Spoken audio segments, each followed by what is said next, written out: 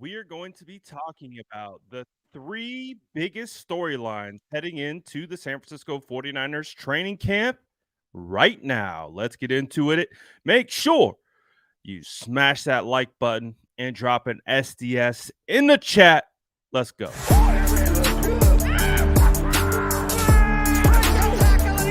Smash that like button if you haven't already. Love to see it.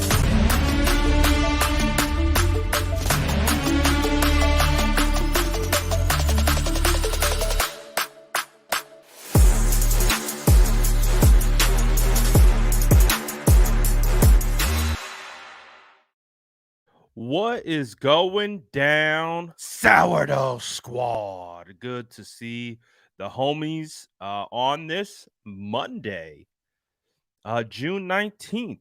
As I'm saying that out loud, I'm just realizing it's my sister's birthday and I need to wish her a happy birthday. So, happy birthday to my sister. Happy Father's Day to all the papas out there. Hopefully, you guys enjoyed. Hopefully, you enjoyed your Father's Day or celebrating your fathers, which one it may be. But shout out to all you guys. Shout out to SDS. What's good, SDS? DJ hopping back on the train. Good to see you, my boy. No strobe light today. We don't have the strobe light today. Shout out to Gang. Shout out SDS. We see the gang in the building. I agree with Boomerat.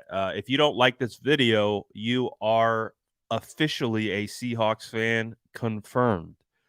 Absolutely. Let's see. Ruben says, are you going to any training camp sessions? I will be at every open training camp session. So typically the 49ers have about 11 open training camps. I will be at every single one. Getting all the news, the notes, the evals, the hype, the behind the scenes, and of course, all the good content to come out of 49ers training camp. I will be there. So I'm looking forward to that. And again, we will be looking for the three biggest headlines heading into training camp and things that we're going to be looking out for, all that good stuff. So again, shout out to the SDS. Bubbly says, Brad, we both have sisters with the same birthday. Well, happy birthday to your sister. That's a small world right there. So I don't know if you guys happen to see it, but yesterday was kind of a cool day for me. I hosted a live show on Bleacher Report. Big time, full circle moment for me because, just like you guys, right? Like I see you guys all in the chat. I see you guys always engaging, always commenting on videos, on posts, all that type of stuff. Back in the day, for me, like right when I got done playing football, the hunger was still there. I just didn't know what to do with myself because I wasn't playing football anymore.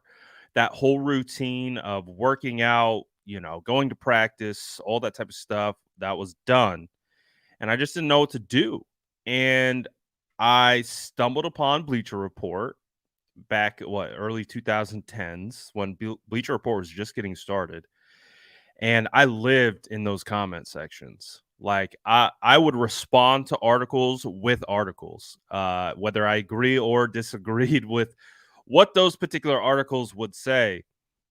And so, and that's actually for me, like, I see all you guys in the comments. We've had a lot of people talk about like, man, I want to get into the content game.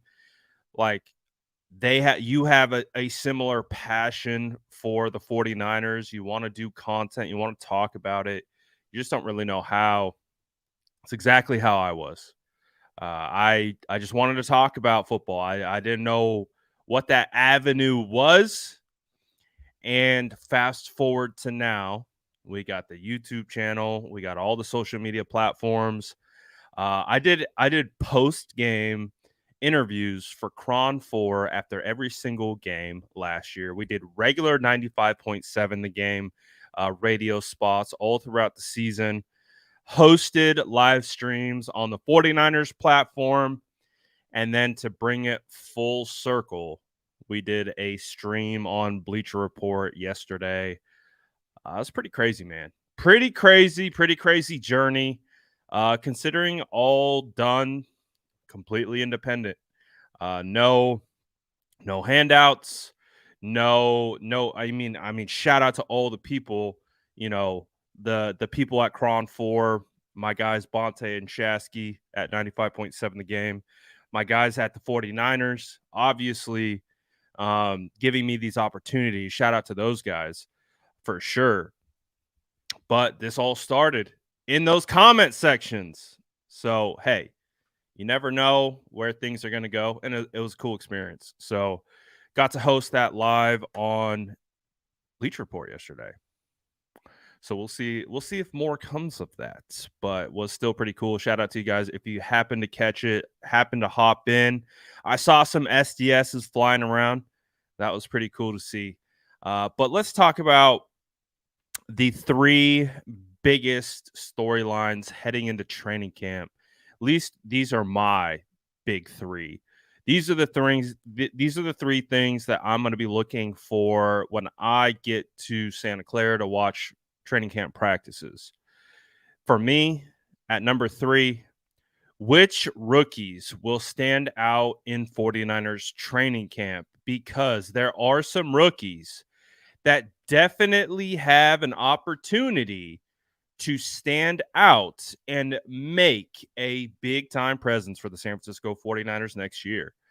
And the question is who is that going to be? I think, of course, right at the top of the list, you have to assume that Jair Brown is going to make a big time impact for the San Francisco 49ers as a rookie.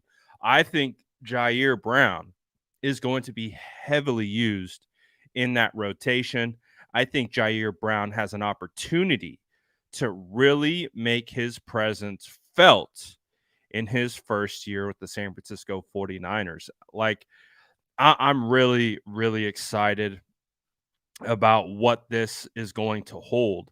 Now, obviously, Jair Brown, we want to see what he's going to do. We know the San Francisco 49ers are going to get him on the field. It's not a matter of if, it's just a matter of how. And obviously, you have Talanoa Hufanga and Tashawn Gibson, but he is going to be someone that steps up early on. I've told you my story about rookie Talanoa Hufanga before when I was at training camp. I've made this. I've told it before, and I'll tell it again. And this is kind of what I expect from Jair Brown when I'm walking into training camp. It was a non-padded practice. You guys know I'm big on O-line. I go to training camp to watch the big uglies up front just snot everywhere, running into each other. That's why I go to training camp. I go to watch O-line versus D-line. That's my thing.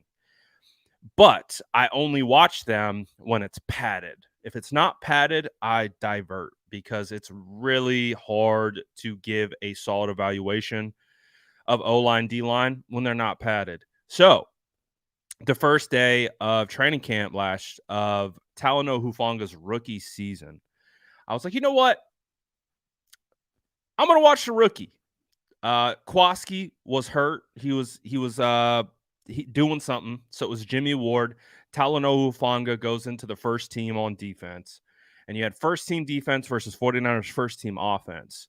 And I was like, who am I going to watch? Who's going to be my point of emphasis today?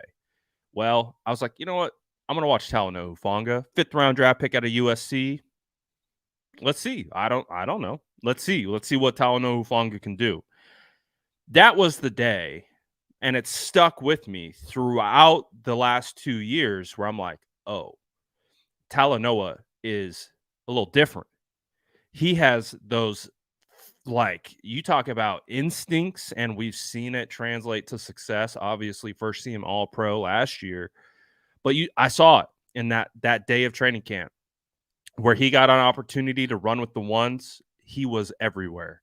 Wherever the ball was, there was Talanoa Hufanga. And for a rookie to put himself in that position, I was very impressed, and it was something that stuck with me for a long time and really gave me the belief that Talanoa Hufanga was going to be a quality player. And if you guys remember, Talanoa Hufanga actually became quite a polarizing player on 49ers Twitter. You know, he he did. He just became a polarizing player. Whatever the opinions may have been on him, a lot of people didn't necessarily think he was going to take those steps forward or be a starting caliber safety, what have you. But for me, even though I understand some of the arguments and some of the insight behind it of why that those were the conversations, that practice stood out to me. And it was something that I held on to for a long time. And I believe Jair Brown can do something similar in training camp. So that's what I'm looking for. I'm looking to see what Jair Brown does. One of these days, when they go non-padded, I'm locking in on Jair, and I want to see what Jair is going to do. Let's see what Tig got. But that's not the only guy, right? We have a whole lot of rookies. Jake Moody, watch in 2023 is going to be electric, ladies and gentlemen. Get ready for all the kicker content. I'm so excited to get to training camp, see this battle, this epic battle between third round draft pick number 99 overall, Michigan kicker Jake Moody versus Zane Gonzalez, who the 49ers traded I think it was a 2024 or 2025. I can't remember the year, but it was a 7th round pick swap. So basically, really nothing for that to get Zane Gonzalez in the door prior to the draft. But we got kicker to watch, baby. That's going to be huge. We understand, man. Like, we got, I think, partly complacent with Robbie Gould, obviously in the playoffs, because Robbie was automatic in the playoffs. Now, he wouldn't make every kick during the regular season. He had some misses where you're like, oh, we're paying him too much to miss that kick. But when it came to crunch time and when it mattered most, Robbie Gould did what he needed to do. Big shoes to fill for Jake Moody. They call it a competition, but you know Jake Moody is going to be the kicker for the 49ers next year. I think it's more so to give him a veteran in the room to kind of bounce off of, give him another guy to, yeah, competition is good. Put a little pressure on the rookie as he gets ready to head into a year where he will likely be the starter. So watching Jake Moody, tight ends. Tight ends is going to be very fascinating because you have George Kittle and then a laundry list of question marks behind George Kittle. And with that being said, Cameron Latu has made plays in OTAs. Braden Willis has made plays in OTAs. I'm of the belief that both rookies make the roster. I'm of the belief that both of they're locks to me. When I hear that the San Francisco 49ers potentially, thought about drafting Braden Willis in the 3rd round. Braden Willis was a gold helmet guy, apparently, according to Matt Barrows, which is a high honor for prospects in regards to the 49ers system. So, and he's an athletic kind of H-back move tight end, and I think the 49ers need that. I think they need a guy who's kind of a receiver first. But that begs the question, is Dwelley out? Is Warner out? Are they both out, or are the 49ers keeping 4? You need a blocker, man. You need someone who's going to block in that room. Right now, Warner is the better blocker by far over Dwelley. So, do the 49ers keep 4? Do they keep 3? We're going to be watching. Tight ends is going to be huge. Obviously, linebackers as well. D. Winters, Jalen Graham, that LB3 spot, you got some dogs chomping at the bit to be LB3 behind Fred Warner and Dre Greenlaw. I think Oren Burks is going to head into training camp as the LB3, but I don't believe that he is so good that he's above competition. I do believe DFF, Marcelino McCrary-Ball, D. Winters, and Jalen Graham, Curtis Robinson are chomping at the bit to be able to get to be that LB3. Not only that, who's going to make the roster?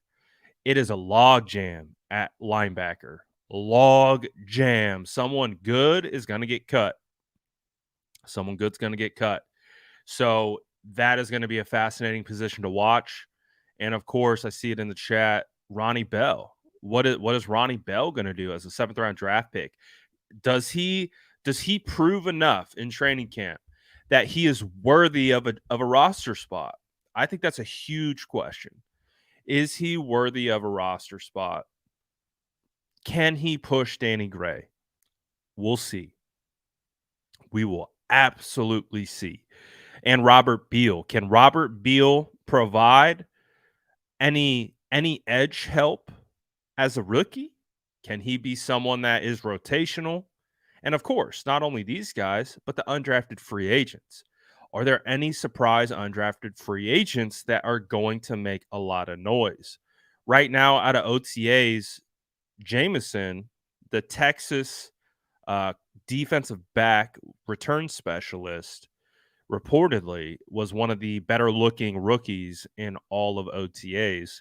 So which undrafted guys, Spencer Wagee, like which one of those guys, maybe a Fisher offensive lineman, which one of those guys can potentially crack the roster?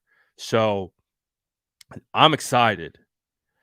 I'm excited to get to training camp. All eyes are going to be on the rookies. Which rookies are going to make the biggest impact with the San Francisco 49ers? So I think this is why this has got to be in the top 3 biggest storylines heading into training camp, because you are looking at starters, man. Jake Moody, dude. Like, Jake Moody is our guy. He is the starter. He is going to have to win games for the San Francisco 49ers in 2023. Again, it's a kicker, but get ready for the kicker content because it's on, baby. It's on. How many Jair Brown knows for the football? What kind of impact he going to make? Darrell Luter Jr., is he going to rotate in with the cornerbacks? Can he make an impact? We're going to find out. We're going to find out. So that's why the rookies are number 3 on my list of top 3 things that we need to look for heading into training camp. My number 2 thing that we need to be on the lookout for and we need to be paying attention to heading into training camp, and I really do think this is one of the bigger storylines heading into training camp, is who will step up on the opposite side of Nick Bosa. Yes, you have the reigning defensive player of the year. You have Eric Armstead, who has proven to be a impactful player when healthy, and you add Javon Hargrave to the mix on the interior. There's 3 solid, like very, very impactful defensive linemen. But who's going to be the 4th? Is it going to be Drake Jackson? I think he's the leader in the clubhouse to be that guy on the opposite side. But I also do think, and I agree right here, and I did a whole segment on Clelin Ferrell about how he has the potential to be a Charles Omenihu type impact. I don't think you can look at Clelin as a guy who's going to be your D Ford replacement in this defensive line. That's not who Clelin is. But if you're looking for a guy to kind of step into that Charles Omenihu, Arden Key role, Clelin fits that mold very well. And the other thing that is underrated about what Clelin brings to the table, he can play in coverage. To be able to have a defensive line who has baseline coverage abilities, like for a defensive lineman, you can get really creative with that. Obviously, Isaiah Oliver comes in. They talked about blitzing him from the nickel. Think about the creative exotic packages you could have where you're blitzing Isaiah Oliver off the edge and you're dropping Cleveland Ferrell back. I mean, think about how you could really mess with quarterbacks, really mess with zone coverages, really hide some blitz packages, really mess with some stunts up front, get the games going on the D line, drop these guys out. The Drake Jacksons, the Cleveland Ferrells, these are the guys that have to step up because they're likely going to get the one-on-one matchups. Offensive lines are still going to chip. They're going to slide protections towards Nick Bosa. Teams are now going to have to be keying on Javon Hargrave on the interior and, of course, Eric Armstead. That means Drake Jackson and Cleveland are going to be able to get opportunities to really step up. And it's just, who is it going to be? Can it be a dark horse? Can it be one of the rookies? Can it be Beal? Can it be Wagey? Can it be Austin Bryant? You know what I mean? The 49ers, is Kerry Hyder Jr. going to solidify himself? I don't know. Marlon Davidson, like, who is going to be one of the guys that steps up opposite of Nick Bosa? Because what I think we want to see from the San Francisco 49ers is it to be rounded out. Obviously, you heard, I don't know if you guys heard the state of the franchise clip where John Lynch talked about how the 49ers knew, even though they had the number one defense in the NFL last year, they weren't, and we saw it in the playoffs. Like, we saw it in the playoffs where they were struggling to get home. Nick Bosa had 0 sacks in the playoffs. They were really struggling to have that same type of impact on that defensive line, even though they were still the top ranked defense in the NFL. That's why they felt like they needed to make that splash with Javon Hargrave. And I think even though it's not defensive end and it's IDL, having a IDL like Javon really opens up a lot of things for the guys on the edges.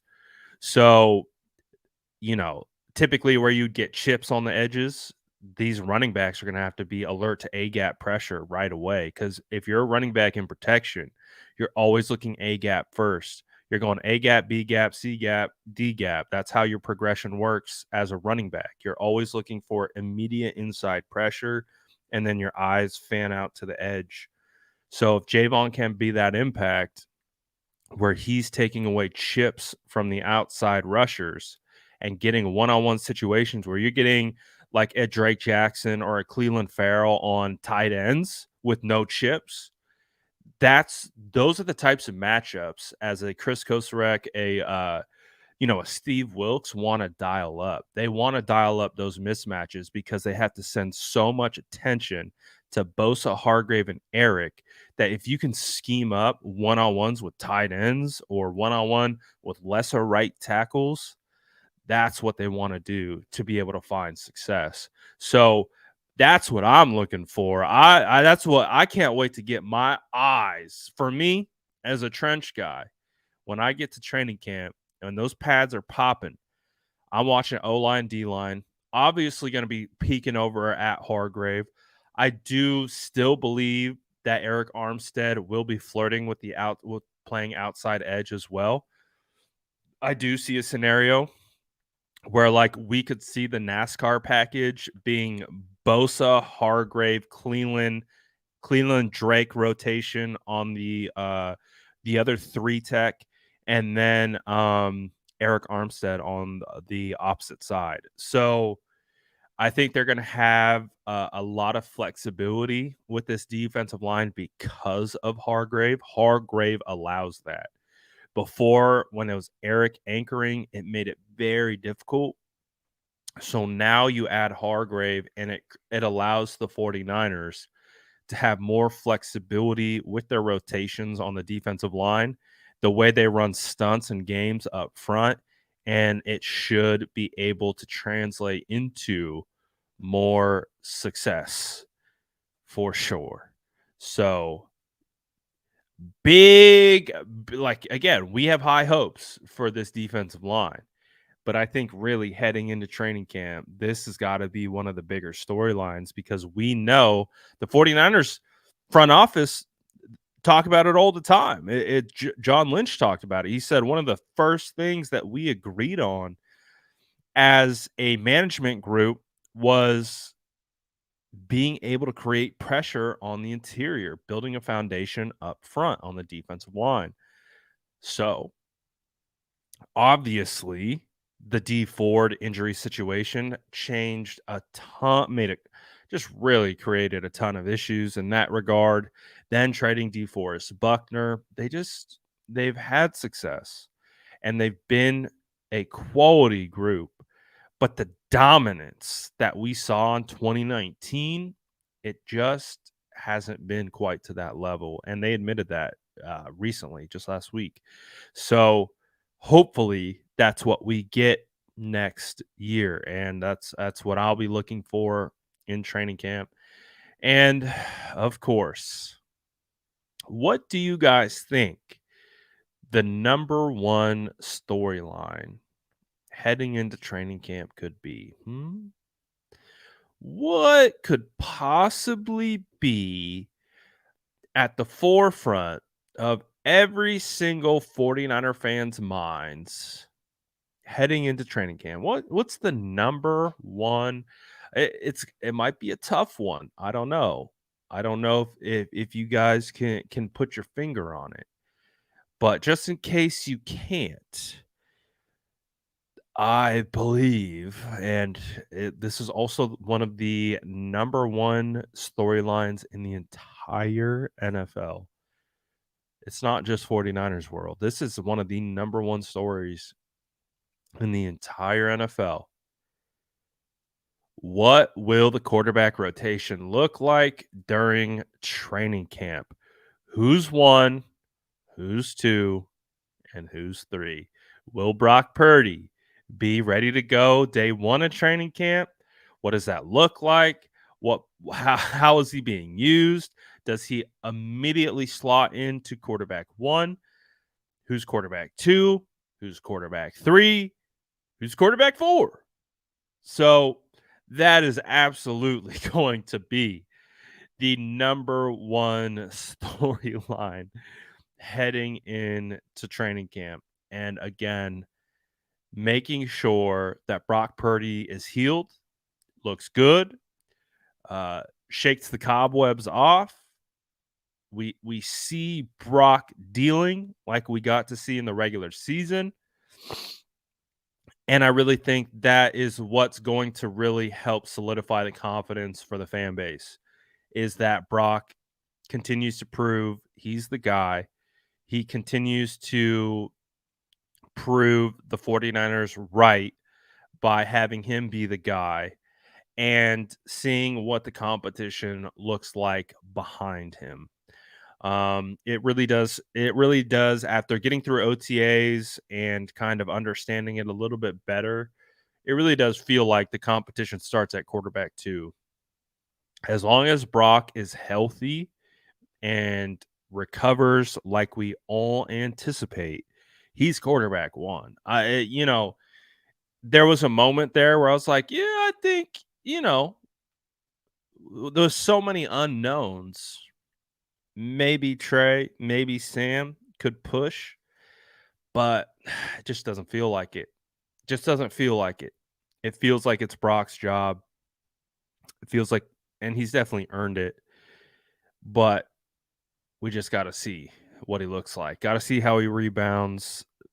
If he's the same old guy, he's out there slinging the rock. We still get the sidearm slings. We get the change in arm slots.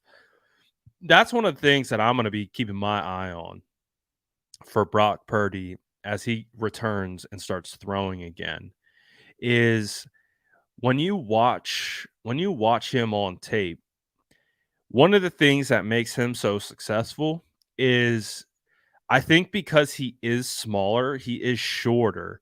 His whole life he's had to learn how to throw over or around defensive linemen or offensive linemen. So as a result, one of the things that Brock does is he is able to change his arm slot with how he releases the football to be able to get it over, to get it to the side or around, whether it's O lineman, defensive lineman. That's what, and I really think that's where Brock was really successful as a quarterback in the small areas of being able to, he could manipulate defensive linemen by pumping. He'd get them in the air, then they drop down, he throws right over them. He has a knack for being able to understand where he needs to get the ball and change his arm slot to get it over guys. And as long as none of that is affected, as long as he comes back and he's still, we get the sidearms, on the screens to the outside, still got that same zip on the ball. He's still able to maneuver within the pocket, find throwing lanes or create throwing lanes, whether that's dipping his shoulder, whether that's going over the top. Those are the things that I'm going to be watching. I'm going to be watching that arm slot. Does he like baby it? Does he change certain things? Does it change the trajectory of the ball as the result? What does the velocity look like? Those are the things that I'm going to be looking for Brock to make sure that I feel confident with Brock's ability to rebound.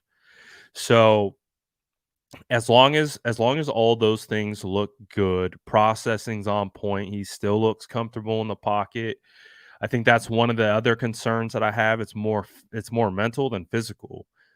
Making sure that his mental is back, like his mental rebounds. He's not, skittish. He's not basically like just insecure in the sense of trying to rush the ball, trying to make sure he doesn't get hit, all those types of things. There's a lot of mental, like, there's a lot of the mental side of recovering from an injury more so than just the physical recovery. And especially when you're processing defenses, you're trying to understand where the pressure is coming from and what you need to do to get the ball out, and then can your arm handle that? That's a lot of mental. So can Brock rebound mentally to be able to put himself in a position to be successful? I think if he can do all those things, man, he'll be all right. I think he'll be all right. And we probably will anticipate Brock Purdy being the week 1 starter. I think the biggest competition at that point becomes at quarterback 2 is, do the San Francisco 49ers feel that Trey Lance can definitely, can he keep Sam Darnold off his back? Can he continue to go out and prove that he is that guy that the 49ers traded up for and drafted for, keeping Sam Darnold off his back, staying ready, staying available for if and when he may need to play, right? And when he gets that opportunity to play, take advantage of that opportunity.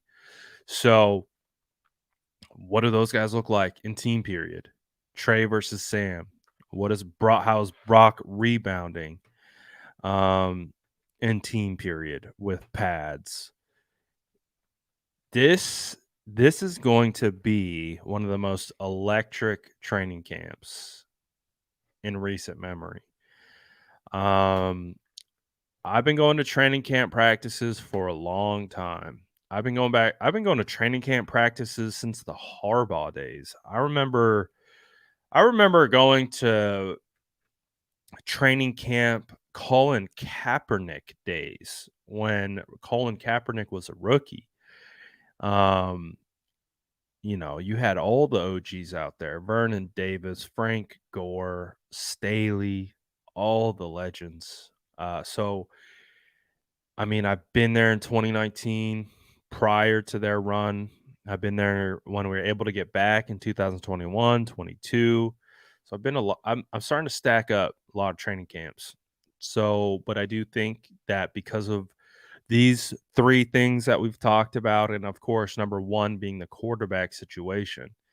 This is going to be the most highly anticipated training camp for the San Francisco 49ers in recent memory. So it is going to be fascinating to see. Tyler, appreciate the super chats. Says, Brad, I have a question. What do you want to see from Trey in training camp specifically? I think a lot of people are going to be focused on his mechanics and how the throwing motion looks, how tight it looks, how clean it looks. And while I do want to see that, that's not what I'm looking for. What I'm looking for is timing. What I'm looking for is processing. What I'm looking for is consistency and accuracy. Trey Lance has proven he can make every throw. What Trey Lance has also proven is that he's inconsistent. He can make every throw, but there's such a range of outcomes with those throws. I go back to joint practices with Minnesota when I was there, and you know, he would have this beautiful deep throw to Danny Gray, drops it in the bucket, 60 yards for a touchdown. Looks beautiful. But then you'd be in red zone period and you'd have a little slant route to George Kittle and he'd sail it over his head about 10 yards away, an uncatchable pass in the end zone. So it's just finding that consistency with ball placement, with anticipation and processing, making sure he's putting the ball in the right spot, putting it where it should be in the progressions. And that's really what I'm looking for Trey Lance. I'm less concerned about his mechanics at this stage in the game. Obviously, his mechanics is going to translate into accuracy and consistency, and it starts there. But I am definitely looking at accuracy, consistency. That's got to be the number one for Trey because we know he's physically talented. We know he has tools. We know he can get it done. But every measure of a great NFL player is consistency. How good can you be day in, day out, play in, play out? And I was listening back to I ended up listening back to the interview I did with Ayuk last night. I don't know why I just listened back. I just wanted to hear if he said anything that maybe I'd missed before. But he did talk about how frustrating OTAs was, how frustrating some of training camp was because there was no rhythm. As an offense, they had no rhythm. They weren't able, and part of that was Trey being consistent. They it's hard to get into a rhythm when your quarterback is hitting some throws and then missing others, and being able to get into a rhythm as a team, like part of getting into a rhythm is stacking plays, stacking 1, 2, 3, 4, 5. Okay, we're cooking now. We're rolling. There's a momentum. When you're inconsistent, it's really hard to stack momentum. And so that's it with Trey. That's it. And, going back into the tape, I do think you see from his rookie year to year 2, even though the sample size is small, that you do see he has improved as a processor, but I think he can take 2 or 3 more steps as a processor to be able to be in that category of kind of where Brock is right now. Brock has the experience under his belt where Trey is still trying to gain that experience, and we understand. You ask any NFL quarterback who's ever played, they're always going to tell you the live bullets is the greatest teacher. I'll never forget because sometimes you can try to think like, oh yeah, we're gonna sit this guy behind a Hall of Famer and he's just going to soak it up and he's going to learn a whole bunch. Like, we're just going to sit Aaron Rodgers behind, Brett Favre for 4 years, or we're going to sit Jordan Love behind Aaron Rodgers, and they're just going to learn a whole lot. And I just remember Eli Manning saying when he was a rookie and he sat behind Kurt Warner, he's like, there's nothing more impactful to learning than live reps, like actually getting out there and doing it in games. And I think that's where Trey's at. Is he needs the reps. He needs the confidence. He needs to prove to himself that he can do it. And then when he does that, then that's where the consistency comes. Then that's where the building comes. And just like anything in life, you got to be confident in what you do, right? And no other like football, like you have to be confident. And a game of alphas, right? Alpha personalities.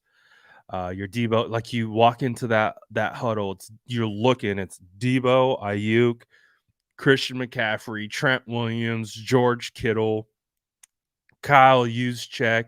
You got Kyle Shanahan chirping your ear. You have to be confident. You have to command, like, and there's a difference between like, hey, I'm the quarterback, everyone, you need to listen to me, versus just like this.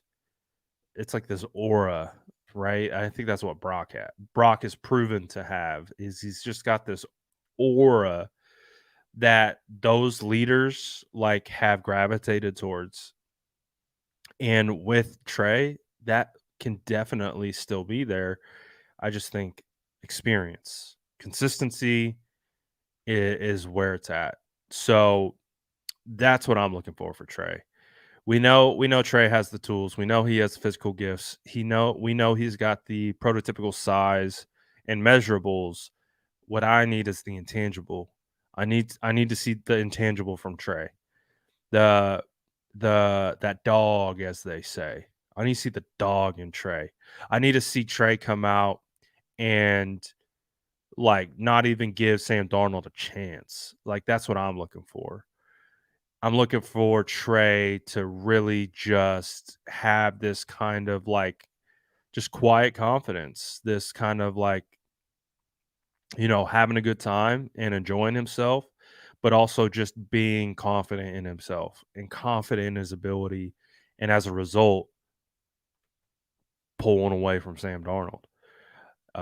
Because I think, from some of the reports that we've heard, is it does feel like Sam is a little hesitant. And I think that's, Sam is still dealing with those confidence issues and things like that. I think a lot of the guys like Sam. I don't think that's a problem. It's just, I think Sam too, you know, has had a lot of issues with confidence, and I think it's affected his performance. So you got two similar quarterbacks in a same kind of similar scenario, and battling for it. So I really do think Trey can absolutely make an impact in training camp, but there's a lot to improve on for Trey, for sure. And you know, I don't think Trey. I think Trey had a better training camp his rookie year than he did his second year.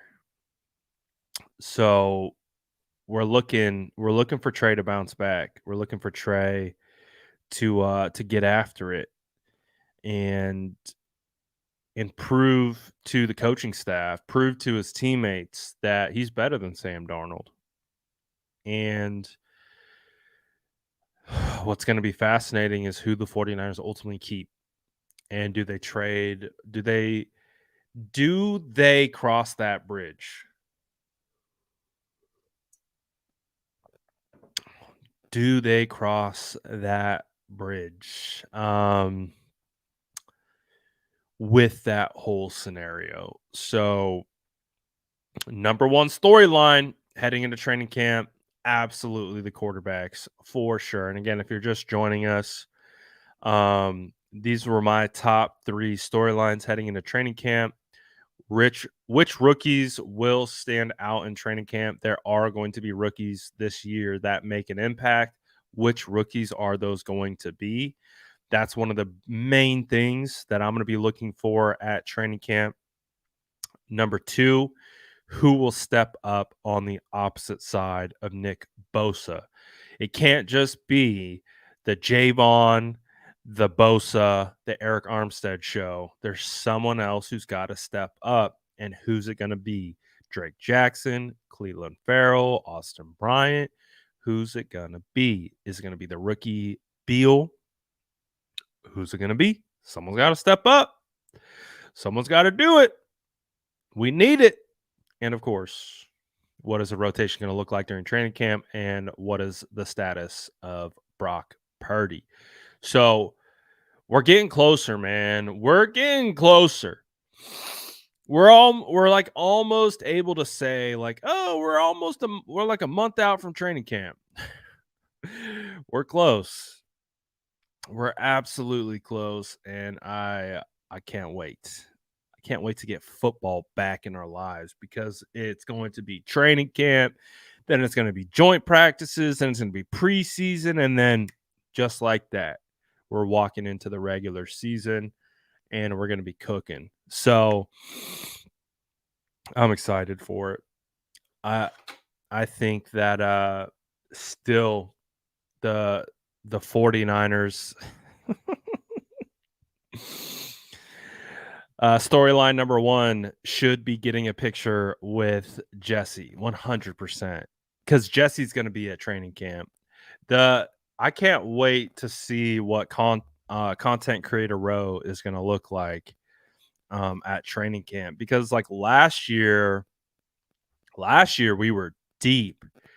I think of like our little corner of the bleachers that we had. We had me, we had Aponte, we had Jordan Elliott, we had Crocker, we had Brian Peacock, we had Rohan from WebZone.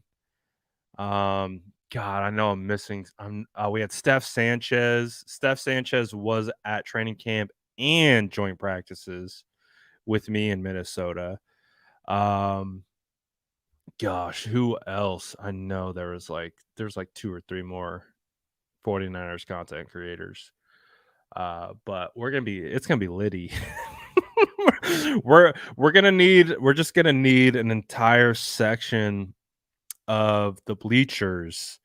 We're just gonna need content creator row.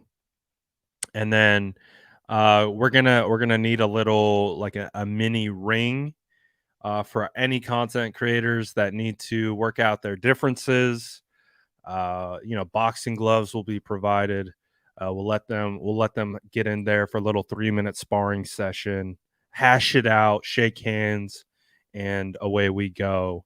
Kumbaya. We'll get it figured out. Because we seemingly can't get it figured out on Twitter or anything like that.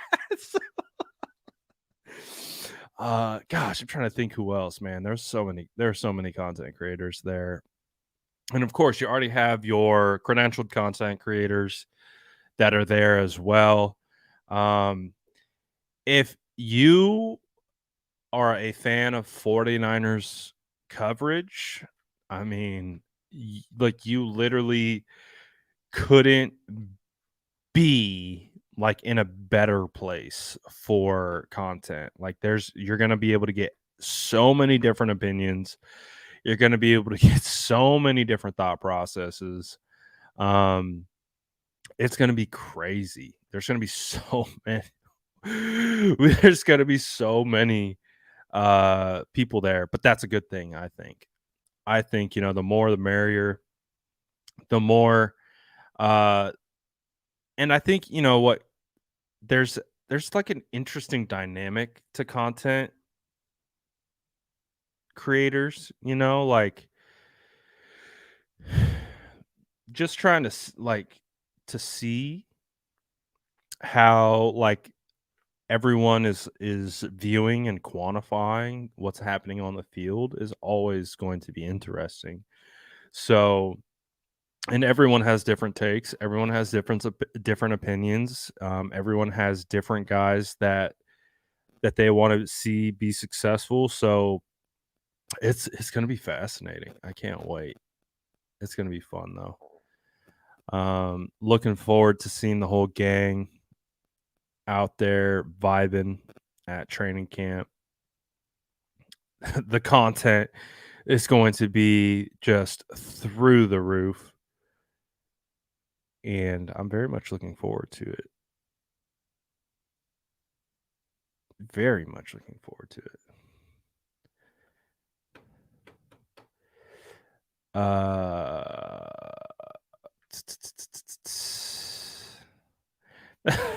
Michael Michael says content creator row sounds more interesting than training camp.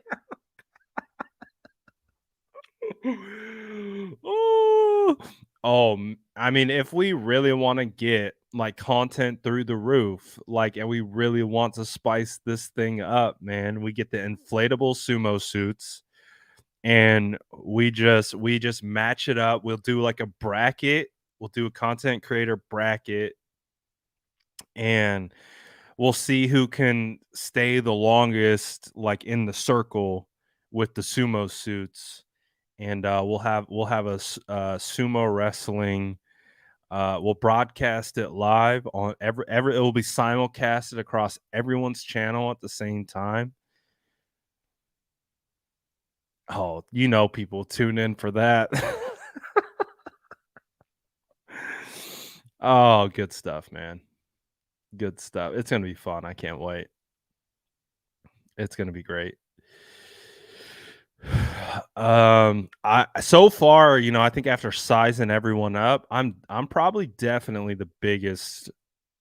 I'm trying to think. I'm definitely the biggest content creator. I don't know how tall Jesse is. But Jesse's pretty lean. I seen Jesse hitting the bags. He's got some juice to him. But I think from like sheer size, I'm probably one of the biggest uh content creators out here right now. Um so I don't know. It'd be a nice challenge. My back is shot though. So that's anyone picking me, just be aware my back is shot. So oh Jesse. We're gonna have the advanced analytics. Okay, there we go. Jesse 6'2", 235. So we got some size. So I'm 6'3", definitely on the other end of the 200s, but that's some good size right there.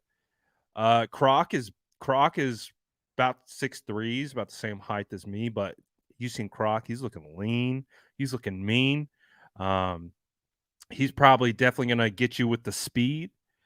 Um, Aponte's, he's about 6'5", but he I'm not sure how much Aponte weighs. He might weigh like a buck 50. um, I think you've got Jordan Elliott. He's definitely wiry. He seems like a guy. Uh, might not look physically imposing, but he's got that kind of like wiry strength. You just that sneaky strength. You just got to be careful of. Um, we'll do a scouting report on all. We'll do a scouting report on all the content creators prior to the epic sumo battle of 2023. Um, that would be funny, man. That would be funny. Oh, I can't wait. Jackhammer, Dark Horse. Um, I haven't seen. I haven't seen Jackhammer up close. I'd have to see. I'd have to see. Plenty of good candidates though. Plenty of good candidates. I don't know if I don't think I'd be a shoe-in winner just because I got size, low man wins, right? Low man wins. So you get one of these stud creators out here getting under the pads. You never know. You never know what ultimately plays out. No, I'm just messing around though. It's all love. It's all love. Because at the end of the day, we're all just doing the same thing. We're all vibing. We all have a love or passion for covering the 49ers. And that's all that's what matters at the end of the day, right? That's it. So,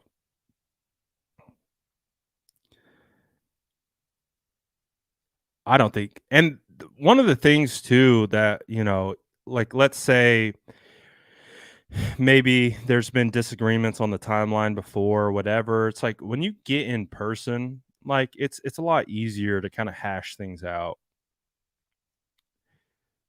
Now it doesn't always get work out that way, but for the most part, if you're a reasonable human being, like you guys are we're gonna be able to figure it out. We're gonna be able to coexist, and I think that's a great thing.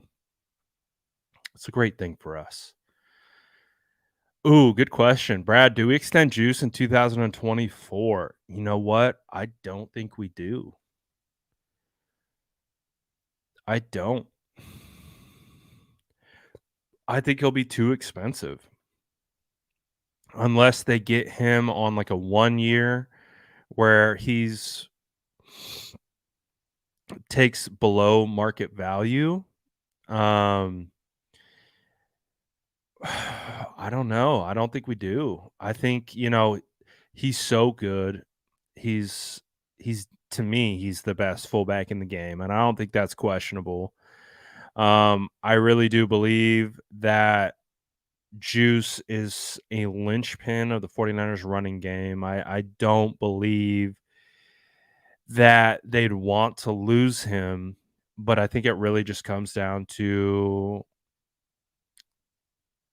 really comes down to the cost. And it's going to be a tough decision. It's going to be a really tough decision. But I think when you look at the cap and you look at the way everything is kind of structured in the future and how many contracts you got coming up, there's going to be some cap casualties coming up, man. There's going to be some cap casualties. You know, you can't have the highest paid fullback. You can't have the highest paid left tackle. You can't have the highest paid middle linebacker. You can't have, you know, one of the highest paid cornerbacks. You can't have we're going to have the highest paid defensive player ever in Nick Bosa by the time training camp shows up. So Nick Bosa is going to absolutely break the bank. The good thing with that is they're going to be able to kick out the cap hit a little bit for the next year or two. But Bosa is going to be the highest paid defensive player in the NFL. We know how much we gave Hargrave. Eric still got a bunch of money on his deal. Pretty soon it's going to be Aaron Banks is going to be up. Pretty soon, they're going to need to potentially extend CMC. CMC is getting paid a ton for a running back, that is. So, yeah, man, there's going to be some tough decisions coming on down the road. And I love Juice. I think Juice is integral part of the offense. I don't think the offense works like it does without Juice. But at the same time, that might be a position where I think the 49ers and their personnel department can try to find an H-back similar. I know they're bringing in Jack Coletto out of Oregon State. There's guys like that. I really liked Luepke out of NDSU last year. I thought he would have been a phenomenal Juice replacement or like a Juice in training. because he had the same type of receiving ability, running ability, and blocking. Like he was a triple threat from a fullback. He could block, he can run, he can catch. And I think when you have a guy like that in Kyle's scheme and he is your lead blocker 80% of the time, I think that helps Kyle with the way that he executes his offense, moves these pieces around. So juice is super important to what the 49ers offer. I just don't know where they find that money. So that might be a cap casualty. Um, I think the wildest one next year or the year after is going to be Brandon Ayuk. Because if if we get Brandon Ayuk in the thousands again, back to back seasons, he is going to be he's going to be very expensive. Very, very, very, very, very, very, very, very, very, very expensive. To the point where can the 49ers afford Debo and Ayuk at the same time? I don't know. I don't know. And I don't want to lose Ayuk, man. The crazy thing with Ayuk is his best football is still in front of him. I still believe that we haven't seen Ayuk's best ball. Even though Ayuk went for 1,000, even though Ayuk had a truly consistent season all last year, I still think he can improve. I still think he can get better. I still think he can do some small things a little bit better. I still think he can be more sure-handed. Um, I think there's still room for Ayuk to get better, and if he reaches that next level, we can absolutely be talking about Brandon Ayuk as like a top 10 wide receiver in this league, and like that's a pure wide receiver, pure wide receiver. Debo Samuel's a receiver, but he's a top offensive weapon, right? We don't see Debo used in the traditional sense as a wide receiver, split out wide, running deep routes. We just don't see him utilized in the offense that way. We see Debo short to intermediate, behind the line of scrimmage, or at the line of scrimmage. He really is just he's really just kind of running deep. He's just kind of running crossers a lot of the time. We don't really see the deep developing routes and things like that. But the combination of them both, however, on the field is phenomenal. I think they complement each other with what they do well and how they because Ayuk is your deep threat. He's a guy who's going to cook. He's going to cook deep downfield, 35 yards plus. Ayuk is going to be that guy that you want. And Debo's perfect for, they run that concept where it's like a post, they have split wide receivers, one to the right, one to the left. One of the guys runs it's almost like a go route or like a clear out route where they're trying to get the safety to either sit on the underneath route to get one-on-one coverage with the deep route, or if the deep route takes two, where you have like the cornerback and the safety rolls over to the deep route, it leaves the deep crosser open half the time, especially in zone coverages. And Kyle loves that concept. Like, and when you have Debo and Ayuk, or Debo and Jennings, or Ayuk and Jennings, or whoever, or you switch it up, like Kyle's found some bread and butter with these zone beaters because he has these wide receivers with that ability, and they have to be concerned about Ayuk's deep threat ability. And if Brock comes in, it can still push those deep routes and keep defenses honest. It's only going to continue to open up the middle of the field. So, but man, that's going to be a tough one, man. That's going to be a tough one. I don't know. Let's ask the chat. Are you guys taking BA over Debo at this stage? Are you taking BA over Debo right now? Let me know what you think in the chat. Do you know what? Again, we always play these what ifs, right? We always, you know, revisionist history and things like that. What if the 40 like what if the 49ers traded Debo to the Jets, like the reports of the offers that came out that it didn't sound like they got a great offer from the Jets, but and which I kind of understand why they didn't take it. But if the 49ers did take that offer for Debo and they traded Debo, but they drafted Garrett Wilson, and you've got Garrett Wilson on a rookie deal, and that frees up a lot of money to sign BA and likely others. That's another like what if scenario would you rather have? I think in that scenario you don't get Drake Jackson because I think the Jets wanted Debo and the 61st pick from my memory. So it might be a scenario where it's like you either get to keep Ayuk and Garrett Wilson long term, or it's Debo, Drake Jackson, Ayuk question mark. So it's a lot of what if scenarios.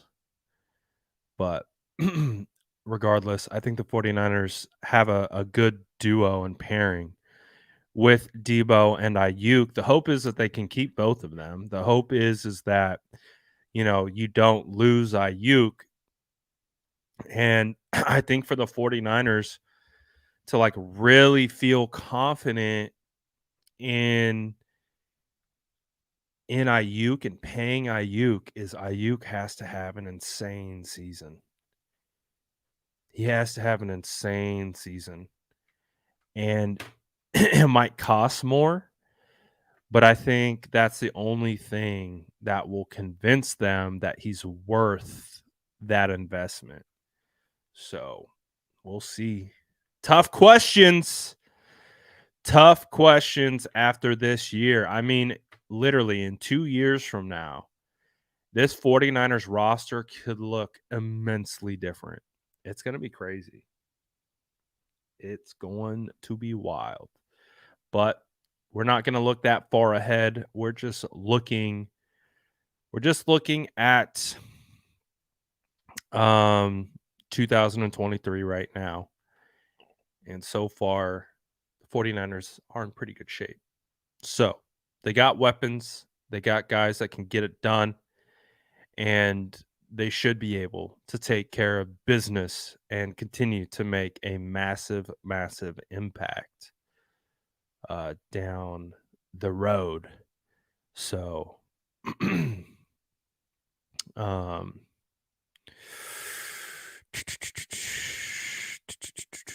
but I do think Debo's about to go crazy this year. With all that being said, I think Debo is going to have a big year. I'm not sleeping on Debo. I was definitely on alert of Debo to having a down year, just of how that whole offseason went. But I think Debo, we see 2021 Debo again. I think that's what we're gonna get. We're gonna get a hungry. I think Debo's out to prove people wrong, and I think that's dangerous. I think that's dangerous. I think Debo is very prideful, and which is a good thing, especially when people count you out and people talk bad on you and, maybe kind of call you out a little bit like this fan base does a lot. Um I think Debo has something to prove. And when you know, you talk about that, like everyone's got something to prove, right? Everyone has something to prove. Like that's not a crazy thought process. But with certain people, I think it matters more. And I think with Debo, it matters more that he's got people to prove wrong. Like he's out here to not prove like he's out here to prove a lot of people wrong. And I think there's a ton of value in that for Debo. And so I think Debo's going to come into training camp locked in, probably in some of the best shape of his entire career and be ready to go. Dude, I've I've been 2 feet away from Debo. So I when I went to the Shoe Palace event where Debo Samuel was doing a giveaway for the kids around Christmas time, I was there as, like, media shooting it and covering the event, and so I was able to get real up close and personal with Debo Samuel. Um, he's as tall as I am. Like, at least it felt that way. Like, he's big. I was shocked by how much size Debo has. Like, he's a big boy. And like now, like seeing him like face to face and like just looking at his physical frame, I'm like, dude, you're huge. I thought you were like, a short little squatty type, like, you know, slot wide, whatever, like whatever. But I was like, damn, you're like the same size as me.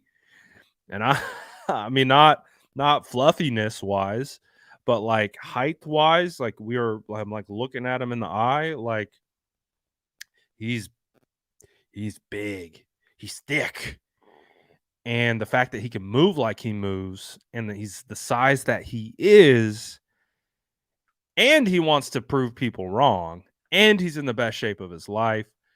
Watch out.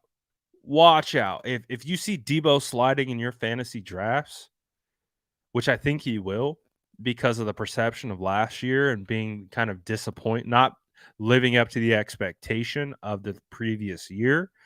If you can get Debo Samuel as your wide receiver 2 or wide receiver 3, if you can get Debo as your wide receiver 3 in upcoming fantasy drafts, you're probably going to be in a good spot to win your leagues. Uh, because if people are down on him and they're passing on him and they're taking, they're going to take the Olaves over him. They're going to take the Garrett Wilsons over him. You might even see some people take Ayuk over him at this stage in the game. And if if you can just wait and kind of wait for him to get to that right value and you pluck him and you get him as your best case scenario, your wide receiver 3 in fantasy, you're cooking, dog. Like, I think Debo has the opportunity. Like, I'm kinda looking around. I own a lot of Ayuk shares. I went crazy. I got as much Ayuk as I could a year or 2 ago. I've been a big believer in Ayuk. Um, so it doesn't make sense for me in a lot of leagues, to go out and trade for Debo because I already have Ayuk, and so I don't want both.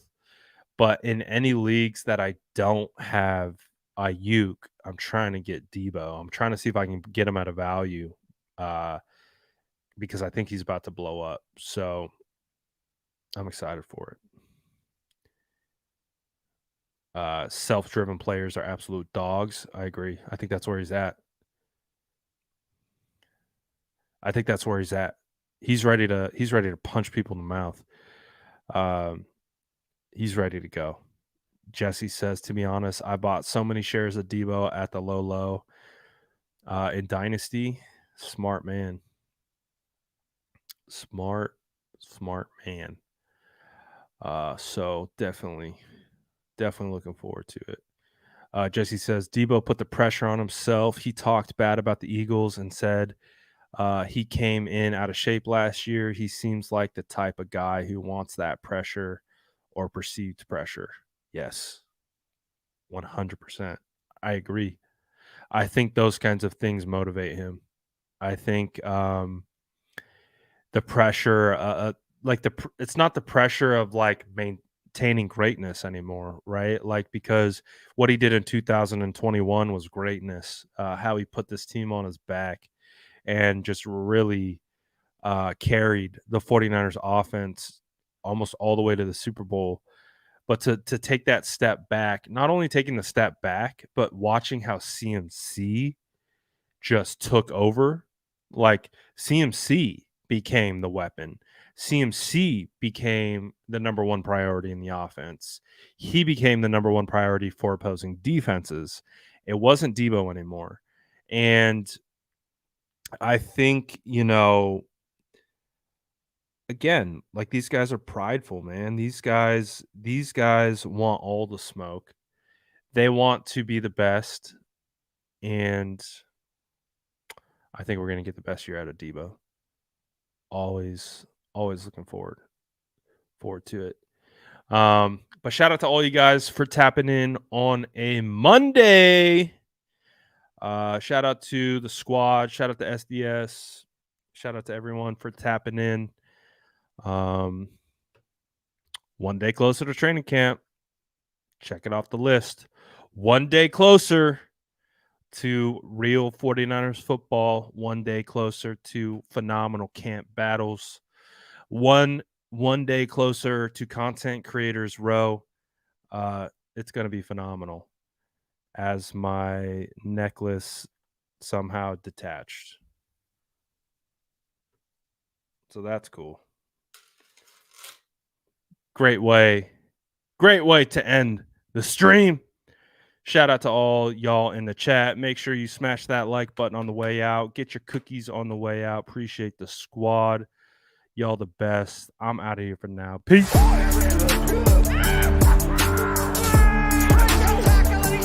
Smash that like button if you haven't already. Love to see it.